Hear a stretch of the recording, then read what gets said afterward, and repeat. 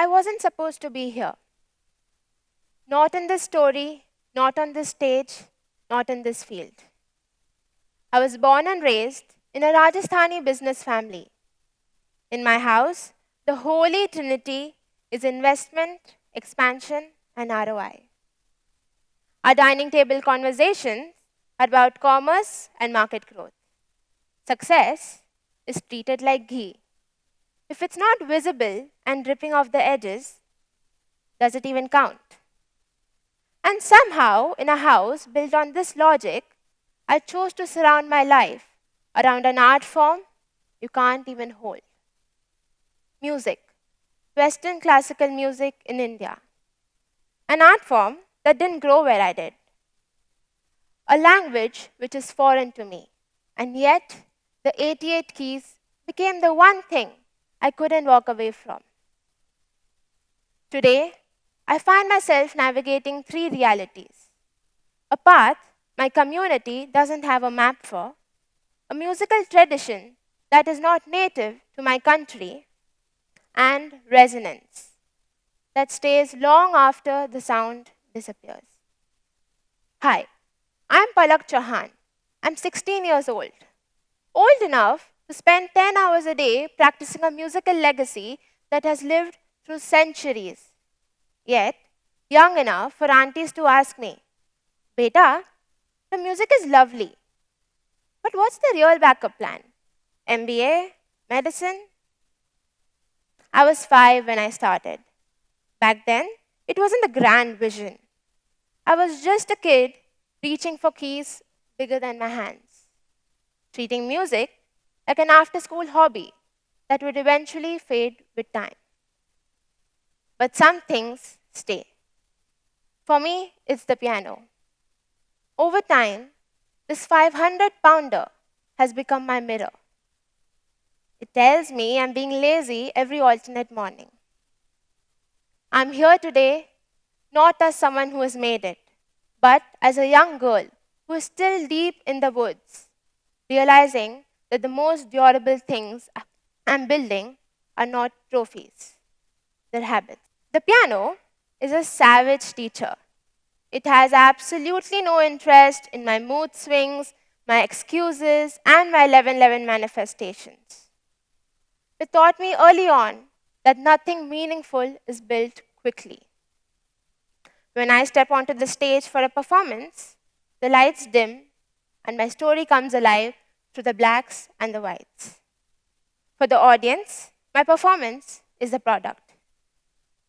They see the spotlight, the flowing dress, and the fingers flying across the ebonies, ivories seamlessly. It looks very main character energy. But that hour is an illusion. What you're actually seeing is a result of me sitting in a room and playing the same 4 bars of Chopin until my sanity walks out the room.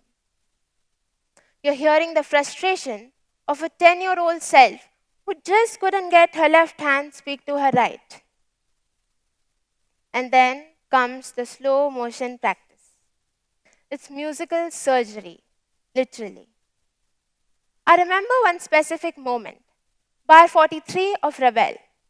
My left hand wanted to be in France, while my right was stuck in Chennai traffic. My guru sat in silence for a full minute staring at me and then simply said, repeat.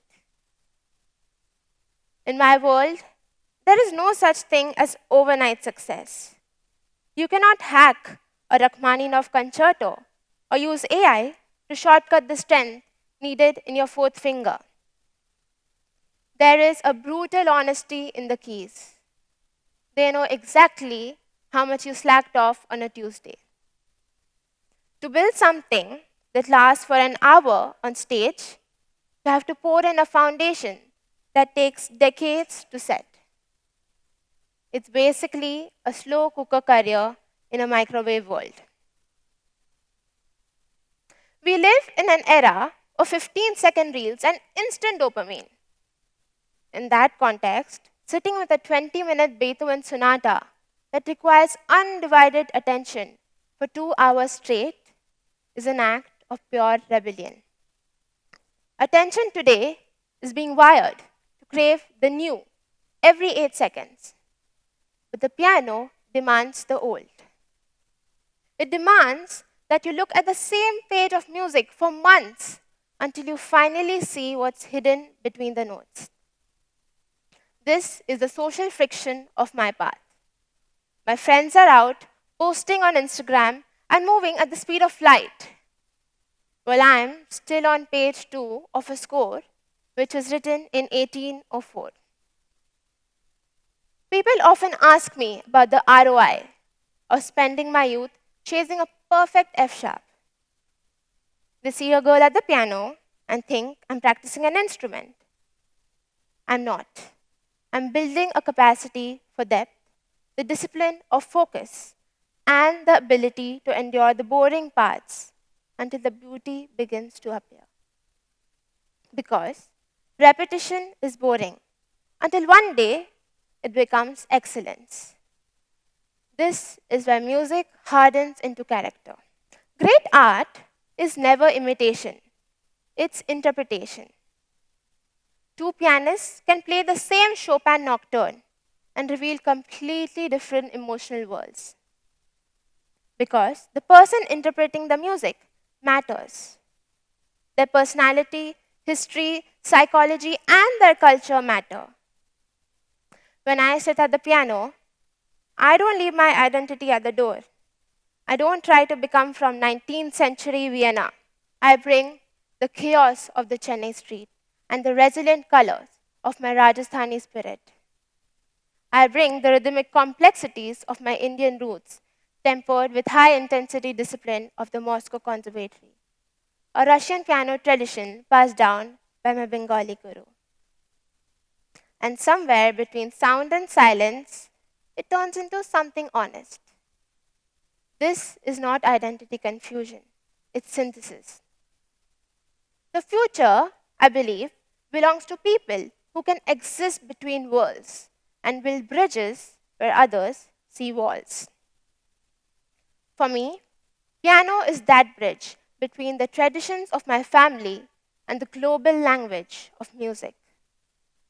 It's a girl from India living for months inside a French composition, then stepping into the architecture of a German sonata, and by year's end, finding herself reflecting on a Polish score. This is not merely a journey across the maps. It's the connection between who I was born to be and who I'm choosing to become. The piano is a high maintenance drama queen. It's sensitive to the heat and humidity. Leave it alone for too long, and it goes out of tune. It requires constant maintenance to keep its voice true. Our dreams are just like that. You don't just find your passion and cruise on autopilot. You have to tune it every single day. There are days when my fingers feel heavy. There are days when the backup plan questions from my relatives get too loud in my head. And sometimes I feel completely at odds with my own goals. Being out of tune is not failure. It's just a sign that you need to pause, recalibrate, and maybe stop reading your cousin's LinkedIn updates. Building something is not about being perfect. It's about having the discipline to keep yourself aligned, even when it's difficult. While I spend hours alone in a room with my piano, I'm constantly guided by the knowledge passed down by my gurus. My foundation is being built by Dr. Surajit Chatterjee and Mr. Nitin Dongare at the KM Music Conservatory. They are the architects of my technique. They do far more than just fix my finger posture. They teach me to recognize the nuance within a note and eventually the truth within myself. They give me the tools to translate my emotions into a global language. Along this journey, I have been fortunate to receive the encouragement and belief of Dr. A.R. Rahman. Sometimes a few words of faith can quietly shape a young artist's confidence. And then there's my family. In a community where business logic usually dictates our choices, they choose to invest in my long hours of practice and my unconventional dreams. They believe in me when the path is still invisible. The notes I play are the result of my teachers who pour their wisdom into me, and the family which provides a quiet space for that wisdom to take root. Though I stand alone on the stage, I carry the echo of everyone who brought me here. People often ask me if I will be a pianist forever or if this career will last. Here is the perspective I've gained. The values the piano has carved into me, the grit, the synthesis of culture, and the ability to find beauty in the struggle, is not exclusive to the concert hall. If someday I build a business, lead a team, or design a house, I will do it with the same verve and enthusiasm I bring to Mozart. But now, this is my path. I'm just 16. I have thousands of hours of practice ahead of me, and a few thousand wrong notes too. Whether I become a pianist remembered beyond time, or simply continue to find my place in the music, I am committed to the process. Every hour at the keys is a step forward, and I'm eager to discover where they take me. The sound of the piano fades when its vibrations cease, but its resonance lives on. And deep within that resonance echoes a stronger version of me, one that is built to last. A girl, a piano, and her path less ordinary.